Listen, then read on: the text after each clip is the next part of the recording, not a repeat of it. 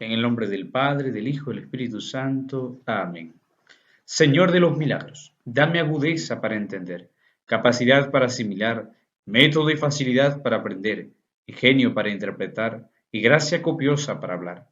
Ilumina mi inteligencia, endereza mi voluntad, disipa las tinieblas del error e ilumíname con la luz de la verdad. Por Jesucristo nuestro Señor. Amén. Lectura del Evangelio según San Marcos. En aquel tiempo Jesús se retiró con sus discípulos a la orilla del mar, seguido por una muchedumbre de Galileos, una gran multitud procedente de Judea y Jerusalén, de Idumea y Transjordania, y de la parte de Tiro y Sidón. Habiendo tenido noticias de lo que Jesús hacía, se trasladó a donde él estaba entonces. Rogó Jesús a sus discípulos que le consiguieran una barca para subir en ella, porque era tanta la multitud que estaba a punto de aplastarlo. En efecto, Jesús había curado a muchos de manera que todos los que padecían ulman se le echaban encima para tocarlo. Cuando los poseídos por espíritus inmundos lo veían, se echaban a sus pies y gritaban: Tú eres el Hijo de Dios. Pero Jesús les prohibía que lo manifestara. Palabra de Dios, te alabamos, Señor. Bienvenidos, estimados hermanos, a una meditación más acerca del Evangelio de San Marcos. A raíz de la fuerte oposición manifestada por los líderes religiosos judíos y de la superficialidad de las masas, el Señor Jesús estableció un cambio de estrategia que el evangelista Marcos recoge en sus escritos. Tenemos, por lo tanto, una nueva sección en la que vamos a ver cómo enfrentó Jesús este clima de oposición y odio.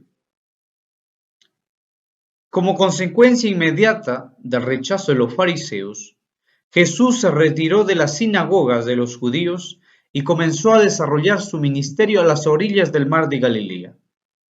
Esta es la primera referencia en el Evangelio de San Marcos al Señor retirándose para evitar una confrontación prematura con las autoridades judías. No había otra opción, a menos que Jesús quisiera verse involucrado en una colisión frontal con las autoridades religiosas que habían precipitado el fin de su ministerio mucho antes de que sus discípulos tuvieran una comprensión adecuada de su persona y su obra. Esta es la actitud de Jesús frente a los líderes religiosos y políticos. Él se retira para evitar una confrontación ardua con ellos. La fama de Jesús había crecido hasta el punto de saltar las fronteras judías. El evangelista nos dice que las multitudes venían de él a él no solo de Judea ni de Jerusalén, sino también de los países de alrededor, Idumea al sur, Tiro y Sidón del norte, Decápolis y Perea al otro lado del Jordán al este también. Una gran multitud de personas le buscaban y venían a él. Marcos hace notar que percibían sus necesidades mayormente en el ámbito de lo físico y no en lo espiritual.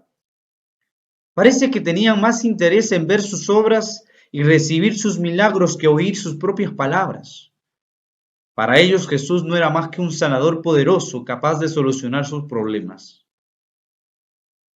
Pero este tipo de religiosidad popular caracterizada por una fe superficial, interesada y mágica no le agrada a Jesús. De hecho, cuando él explicó los términos espirituales sobre los que iba a establecer su reino, ellos finalmente la rechazaron y se volvieron atrás. Sin embargo, a pesar de todo esto, Jesús siempre estuvo dispuesto a sanarles, manifestando de esta forma su infinita misericordia. Pero para el avance de su obra, esto no podía continuar indefinitivamente de esta manera, así que comenzó a hacer diferencias. Hizo una clara separación entre los que están afuera y los que están con él. Nos dice el evangelista: vienen después sus hermanos y su madre y quedándose afuera enviaron a llamarle. Mira, había algunas personas que se quedaron afuera. Y la gente que estaba sentada alrededor de él le dijo: tu madre y tus hermanos están afuera y te buscan. Y mirando a los que estaban sentados alrededor de él, dijo: he aquí mi madre y mis hermanos. Hace una clara diferencia entre los que están afuera y los que están junto con él. Comenzó a enseñarles por medio de parábolas, con la finalidad de hacer diferencia también entre ellos. En Marcos capítulo 4, versos 10 al 11 nos dice: cuando estuvo solo, los que estaban cerca de él, con los 12, le preguntaron sobre la parábola, y les dijo: a vosotros os dado a saber el ministerio del reino de Dios, mas los que están afuera, por parábolas todas las cosas. Y también en Marcos 4:34 nos va a decir Jesús: y sin parábolas no les hablaba nada, aunque a sus discípulos en particular les declaraba todo. En realidad, el rechazo del pueblo judío y su falta de aceptación adecuada de su persona le llevó al establecimiento de un nuevo pueblo. Es desde esta perspectiva que tenemos, estimados hermanos, que considerar la elección de los 12 apóstoles. De la misma manera que la nación de Israel se había fundado sobre los 12 patriarcas, Jesús constituyó a los 12 apóstoles como el fundamento, primeras piedras de un nuevo pueblo espiritual.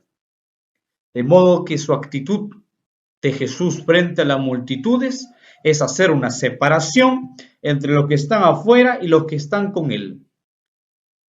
Y así establece un nuevo pueblo. De la misma manera que ya vimos, Jesús prohibía a los espíritus inmundos que descubriesen quién era él.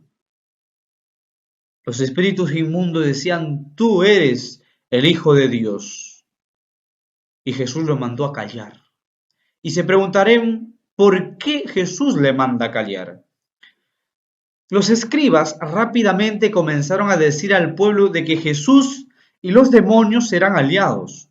Por lo tanto, si Jesús permitía a los demonios que le proclamasen, ¿acaso no parecería que él mismo estaba confirmando las acusaciones de los escribas?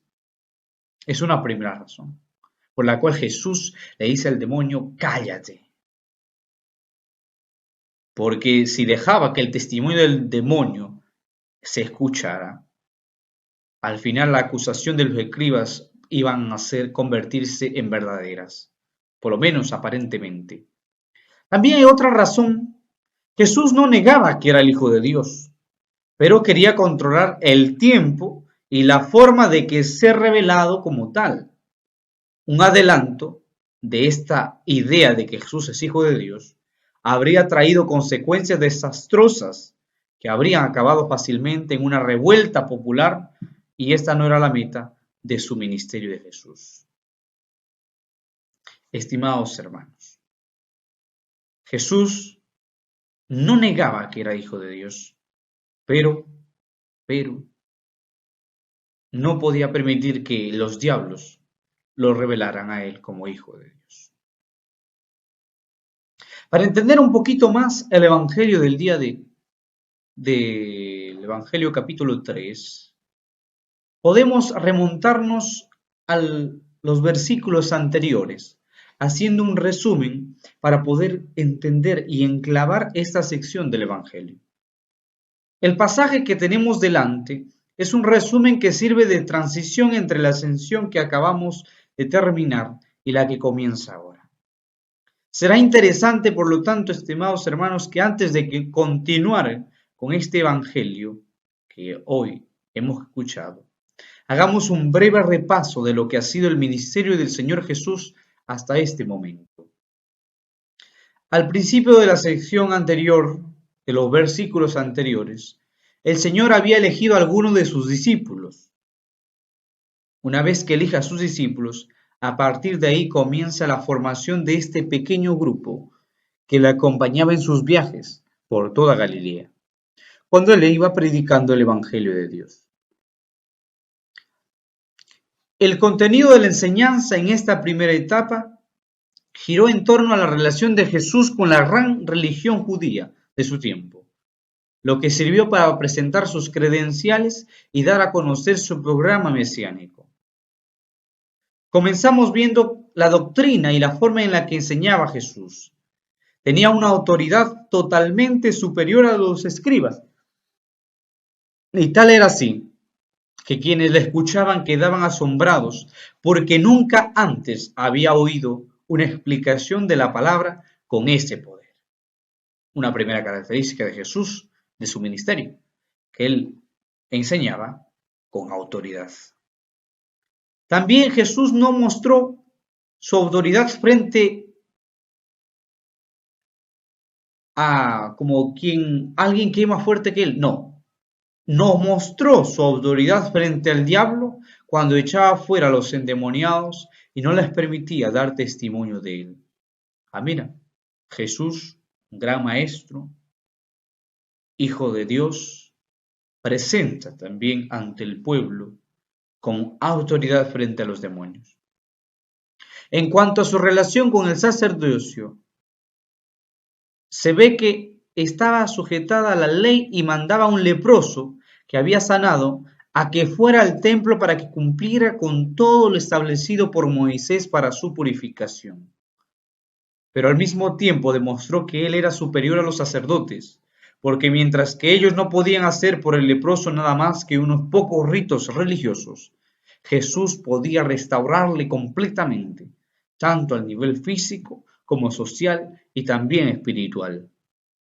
Mira, una tercera característica del ministerio de Jesús, de que él cura al leproso, pero también manda que el leproso se vaya al sacerdote en el templo para su purificación. Y en relación de Jesús con el perdón de los pecados, los sacerdotes tenían que ofrecer continuamente sacrificios por el pecado y los tenían que repetir una y otra vez, porque nunca saldaban definitivamente el pecado ante Dios. Pero en contraste con esto, el Señor Jesucristo le dice a un paralítico: Hijo, tus pecados te son perdonados. Evidentemente, en cuanto al perdón de pecados, Cristo podía hacer por el pecador muchísimo más que los sacerdotes. Una cuarta característica ya del ministerio de Jesucristo hasta antes de este evangelio. Jesús perdona pecados. Pero no solo era su poder para perdonar pecados en donde nosotros encontramos diferencias con los maestros de la ley. También en su relación con el pecador había un fuerte contraste contra las actitudes de los fariseos y los escribas. Jesús se presentó como el médico divino que se acercaba al pecador para salvarle, mientras que los religiosos se mantenían a distancia por temor a ser contaminados. Así que a raíz de un incidente ocurrido en la casa de Leví, un publicano recién convertido, Cristo dejó claro que él había venido a buscar a los pecadores y no a aquellos que se sentían justos, en clara diferencia a los religiosos judíos. Una característica más del ministerio de Jesús respecto al pecador. Él acoge al pecador. También dejó claro Jesús en su ministerio que el reino de Dios que él predicaba no se iba a establecer mejorando algunos ritos religiosos del judaísmo, por ejemplo el ayuno.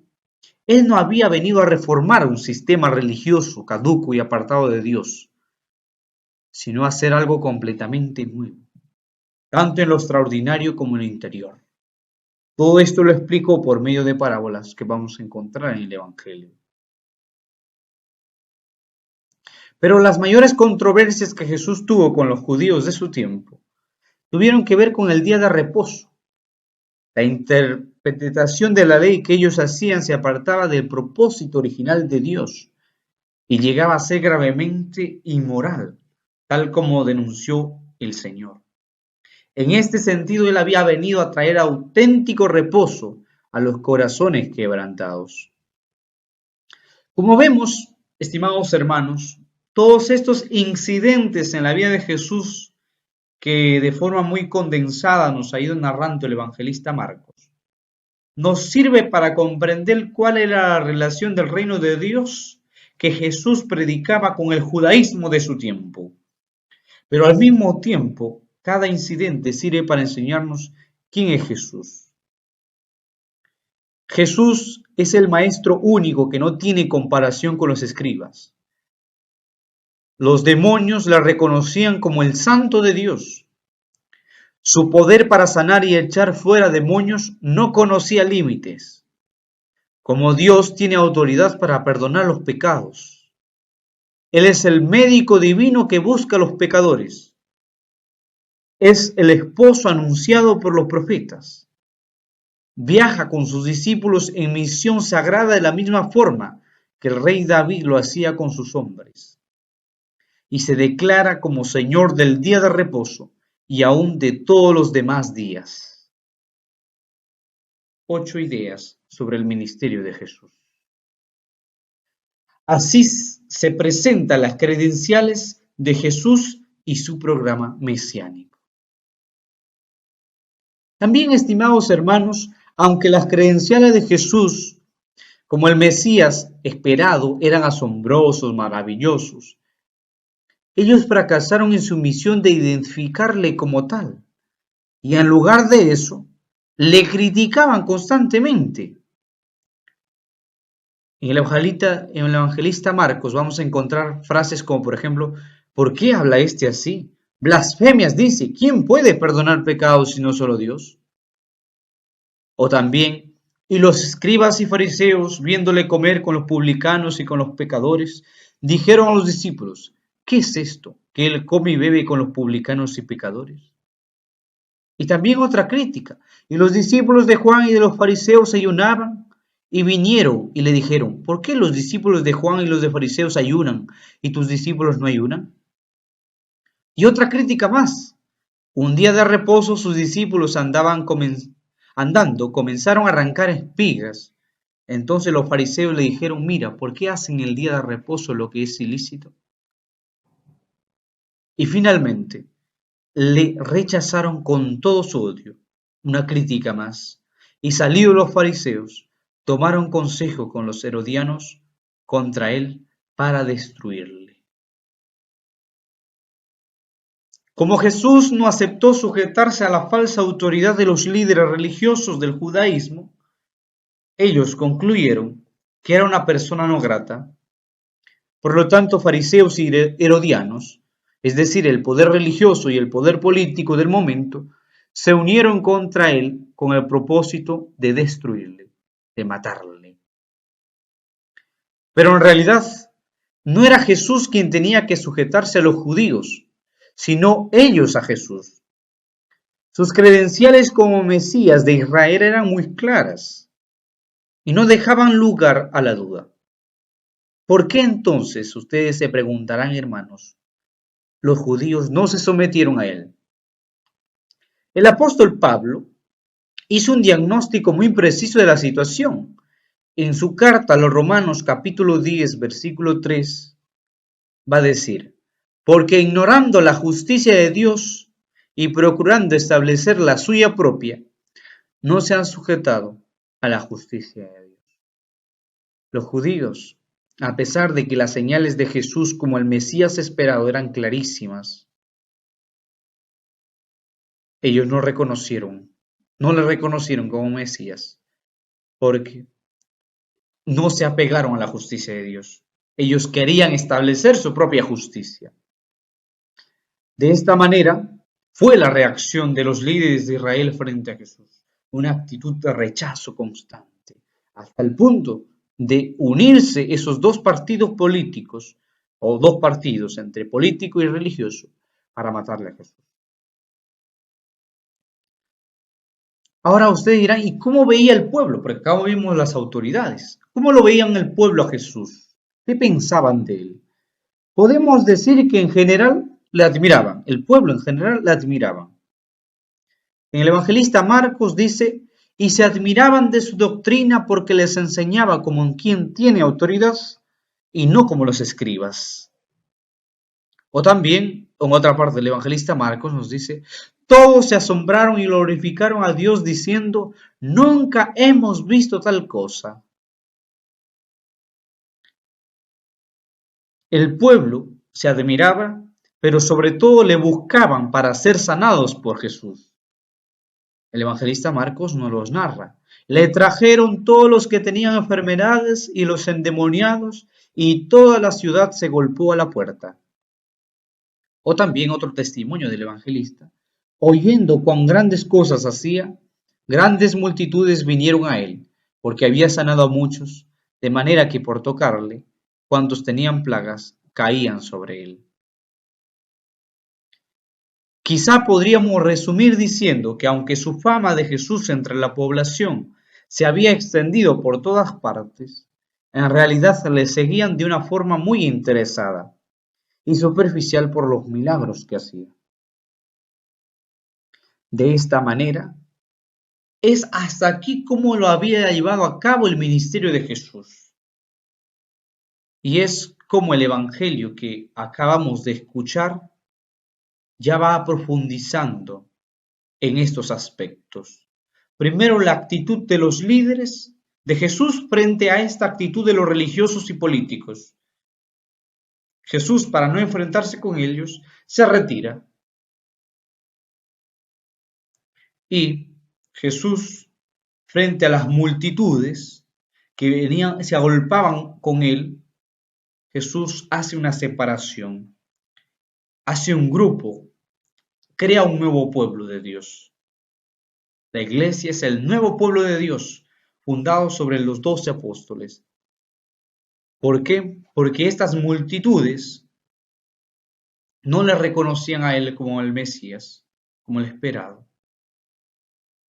Le va a decir, ¿quiénes son mi madre y mis hermanos? Los que están aquí. He aquí mi madre y mis hermanos, los que hacen la voluntad de mi Padre.